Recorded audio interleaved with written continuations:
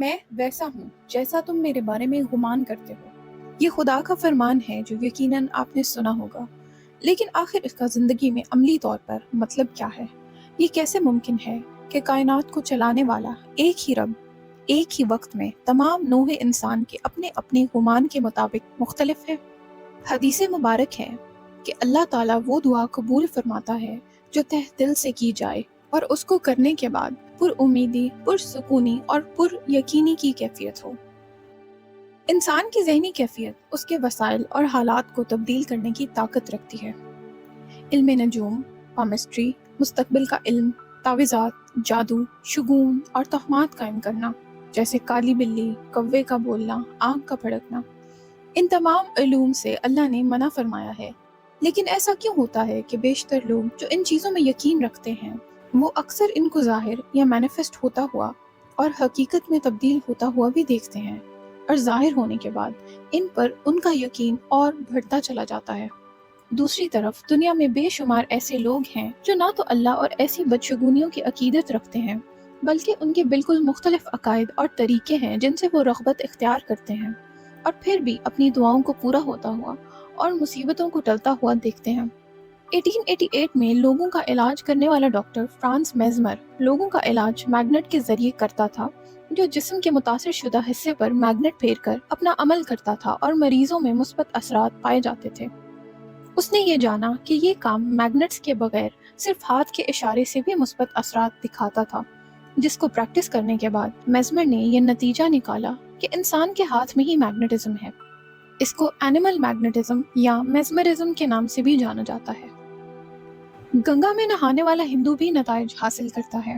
ڈھونگی باباؤں کے پاس جانے والے لوگ بھی اپنے مسائل حل کرواتے ہیں۔ بیپٹائز ہونے والے عیسائی ٹاؤزم کی ساؤنڈ ہیلنگ ٹیکنیکس، بدھ مت کی میڈیٹیشنز، سٹریس ریلیونگ اور نیگیٹو انرجیز نکالنے کے لیے ڈانس، ہپنوسس، کالی زبان، منحوس کلمات، ایسے بے شمار عقائد کہ جن پر بات کرنے لگیں تو وقت اجازت نہ دے، لیکن مختصر روشنی ڈالتے ہیں۔ لا آف اٹریکشن ایک ایسی ماڈرن تھیوری ہے جس کے مطابق آپ زندگی میں اپنے آپ کو جیسا دیکھنا چاہتے ہیں بالکل ویسا ہی اپنے ذہن میں تصور مسلسل ہر دن لائیں، اس یقین کے ساتھ کہ آپ اسی موجودہ لمحے میں ہو بہو وہ زندگی جی رہے ہیں۔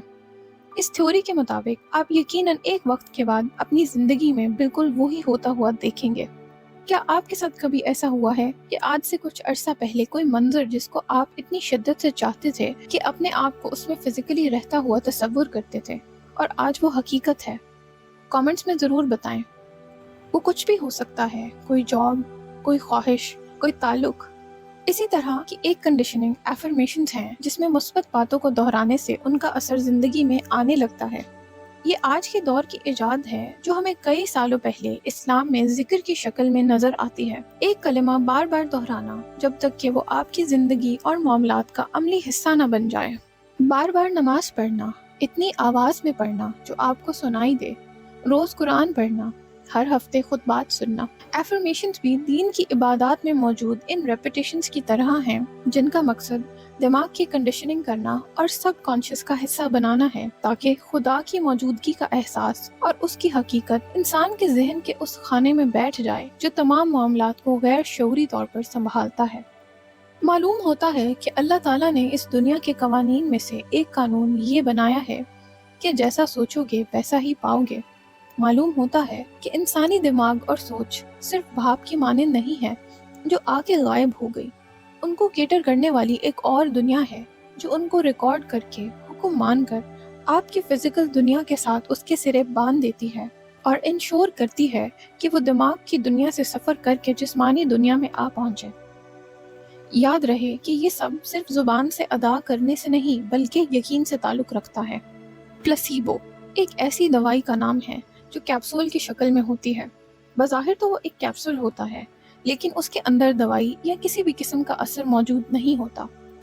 یہ 18ویں صدی میں ایجاد کی گئی تھی، جس کا مقصد صرف مریض کو ذہنی طور پر یہ باور کروانا تھا کہ اس کا علاج ہو رہا ہے، جبکہ حقیقت میں وہ صرف اس کے سب کانشیس کو نیچرل ہیلنگ کا راستہ دیتی تھی۔ اس کا مقصد ہی دماغ کی طاقت کو اجاگر کرنا تھا، اور معجزاتی طور پر مریض اپنی بیماری میں شفا یاب ہو جاتا تھا۔ انسان کے دماغ کے دو حصے ہوتے ہیں، कॉन्शियस और सबकॉन्शियस माइंड। आसान अल्फाज में इनको राइट ब्रेन और लेफ्ट ब्रेन भी कहा जाता है, या जागता हुआ और सोता हुआ दिमाग भी कहा जाता है। जागता हुआ दिमाग या कॉन्शियस माइंड वो दिमाग का हिस्सा होता है जो शऊरी तौर पर कोई सोच या काम अमल में लाता है। मसलन लिखाई सीखते वक्त एक शख्स हर रोज पेंसिल लेकर शऊरी तौर पर हर्फ बहर्फ लिखने की कोशिश करता है। शुरू में वो अपने सामने लिखे हुए हर्फ को कॉपी करके लिखता है। ये काम वो कॉन्शियस माइंड की मदद से करता है, और जैसे जैसे लिखता जाता है वो हर्फ उसकी मेमोरी में दर्ज हो जाता है। दर्ज हो जाने के बाद उसे जिंदगी में कभी भी वो हर्फ लिखने की जरूरत महसूस होगी तो उसे शऊरी तौर पर सोचकर या देखकर नहीं लिखना पड़ेगा, बल्कि वो गैर शऊरी तौर पर अल्फाज बनाता जाएगा। अब वो जब भी लिखेगा उसका सबकॉन्शियस माइंड हरकत में होगा। इसी तरह हमारी आदत और जहनियत कॉन्शियसली या सबकॉन्शियसली हमारे अंदर फीड कर दी जाती हैं, और ताउम्र इंसान सबकॉन्शियसली उनके मुताबिक जिंदगी बसर कर रहा होता है। किसी के रवैये पर आप फौरी क्या जवाब देते हैं वो आपके अंदर उम्र दराज से दर्ज था। मोस्ट लाइकली वो आपके बचपन के माहौल और तरबियत के मुताबिक आपके सबकॉन्शियस में फीड हुआ होता है, लेकिन उसको अपने कॉन्शियस दिमाग से कंट्रोल किया जा सकता है। सबकॉन्शियस माइंड की मदद से गैर शऊरी तौर पर हम सांस भी ले रहे होते हैं, हमारा दिल भी धड़क रहा होता है, और जिस्म के तमाम अंदरूनी मामलात चल रहे होते हैं। अगर आप ये सोचते हैं कि आपके साथ हमेशा बुरा ही होता है तो यकीनन आपके साथ आगे भी बुरा हो जाएगा, क्योंकि जब आपके सबकॉन्शियस दिमाग में ये फीड हो चुका है तो आपका दिमाग गैर शऊरी तौर पर आपसे ऐसी बातें और ऐसे काम करवाएगा जिसके नतीजे में आपके साथ बुरा हो जाएगा, और साथ ही साथ आपका फोकस भी सिर्फ जिंदगी के तमाम बुरे वाकयात पर रहेगा। अपनी सोच को रीप्रोग्राम करने के लिए सबसे पहले दिमाग और यकीन की इस ताकत को समझना होगा। उसके बाद कोशिश करनी होगी कि होनी अनहोनी को अपनी ज़ात से जोड़ने की बजाय अल्लाह की रज़ा से जोड़ दें, और इस बात को अमली तौर पर यकीन में रखें कि वो हर चीज़ पर कादिर है, और अगर वो चाहे तो हमारी मुस्बत कोशिश के बाद वो हर चीज़ ठीक करने पर कुदरत रखता है। अल्लाह खैर करेगा, इस जुमले को अगर समझ के बोला जाए तो इसी में इसका हल छुपा है। उसके बताए गए तरीकों के अलावा कोई भी तरीका 100% रिजल्ट नहीं दे सकता, क्योंकि अल्टीमेटली फैसला करने की ताकत तो फिर भी उसी के हाथ में है। तो वक्त और एनर्जी का ज़िया क्यों करें, सीधा और आसान रास्ता इख्तियार करके उनको बचाएं। जब हम अपने यकीन की खिड़की अल्लाह से पहले किसी और चीज़ पर खोलने लगते हैं, वहाँ पर मुमानियत शुरू होती है। साइंस की दुनिया में क्वांटम एंटेंगलमेंट की बात की जाती है। क्वांटम एंटेंगलमेंट थ्योरी कहती है कि दो कनेक्टेड पार्टिकल्स जितना भी फासला तय कर लें, एक का असर मीलों दूर से दूसरे पर फौरन हो जाता है, जैसे वो दोनों किसी पोशीदा लिंक से जुड़े हों। मेरा जहन इस थ्योरी को ऐसे तस्वर करता है कि जैसे हमारे गिर्द एक ऐसी पोशीदा दुनिया मौजूद है जो सिर्फ इंसानी सोच, जज्बात, एनर्जी और वाइब्रेशंस की दुनिया है। तमाम इंसानों की सोचें और जज्बात उस दुनिया में सुपर नेचुरल धागों की शक्ल में जुड़ी हुई हैं। जब इंसान कोई अच्छी सोच या अच्छा काम करने का इरादा करता है तो वो एक तरह की एनर्जी रिलीज करता है जिसका असर बाकी एनर्जीज पर भी होता है, खास तौर पे उन पर जो धागों से एक दूसरे से जुड़ी हैं। कुदरत का इंसाफ, कर्मा, नियत का फल, दुआओं की कबूलियत, ये तमाम मामलात उसी दुनिया में तय किए जाते हैं। सबकॉन्शियस एक स्पंज की तरह है, वक्तन फवक्तन उसमें इंसान जो भरेगा बाहर भी वही टपकेगा। सबकॉन्शियस सही गलत, फायदा नुकसान, लॉजिक या जज्बात में फर्क नहीं समझता, वो सिर्फ इताअत करता है फीड की। इसलिए इस्लाम इस हवाले से सेंसिटिविटी का मुजाहिरा करने की तलकीन करता है कि आप क्या सुनते हैं, क्या देखते हैं, आपकी सोशल मीडिया फीड कैसी है, और आप कैसी महफिलों में बैठते हैं। बिल्कुल इसी तरह जैसे जिस्म को जो खाना खिलाओगे उसी का असर दिखेगा, वो अच्छा हो या बुरा। जिस्म खाने को एक्सेप्ट या रिजेक्ट नहीं कर सकता। यही फर्क है इंसानी विल और कदर में। इंसानी विल उसकी नियत, कोशिश या फैसला है, और नसीब उसका नतीजा।